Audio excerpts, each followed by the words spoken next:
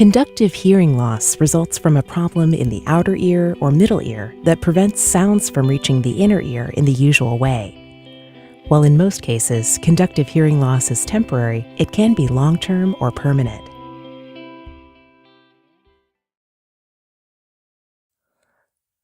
Let's learn about some of the reasons a child may have conductive hearing loss. Earwax is produced inside the ear canal to keep the ear healthy and to protect the eardrum. If too much earwax builds up, it can sometimes form a plug that blocks sound from reaching the eardrum.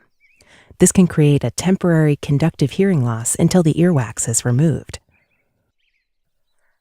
Fluid buildup in the middle ear is common in infants and young children. One common reason is the size and position of the eustachian tube. If this tube becomes swollen or blocked, often due to a cold, negative pressure may start to develop inside the middle ear. Over time, this may cause fluid or mucus to build up inside the middle ear. This makes it harder for the eardrum and the middle ear bones to move properly and for sound vibrations to reach the inner ear. This can cause a temporary conductive hearing loss until the middle ear fluid goes away on its own or is treated.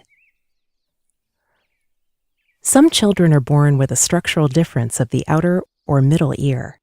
These types of structural conductive hearing losses are less common and are long-term or permanent. Microtia occurs when the pinna, the part of the ear you can see, does not form properly. Microtia alone does not necessarily cause hearing loss. However, many children with microtia also have a missing or narrow ear canal. This is called atresia or stenosis. When the ear canal is absent or significantly narrow, sound is blocked from entering the ear.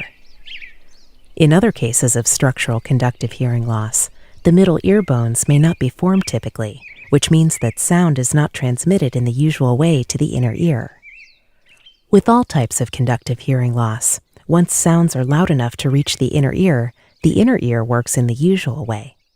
To give you an idea of what speech might sound like if your child has conductive hearing loss, we have prepared a hearing loss simulation.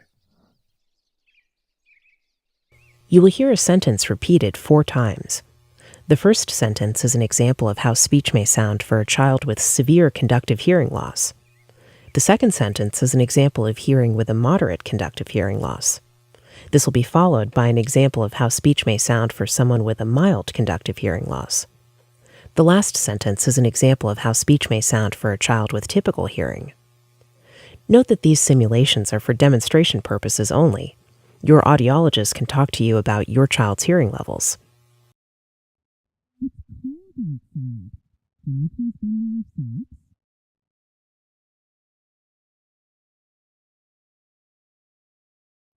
It's cold outside. Can you please bring me your socks?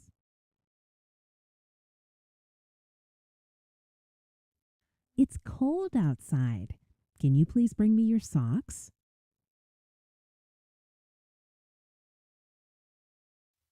It's cold outside. Can you please bring me your socks?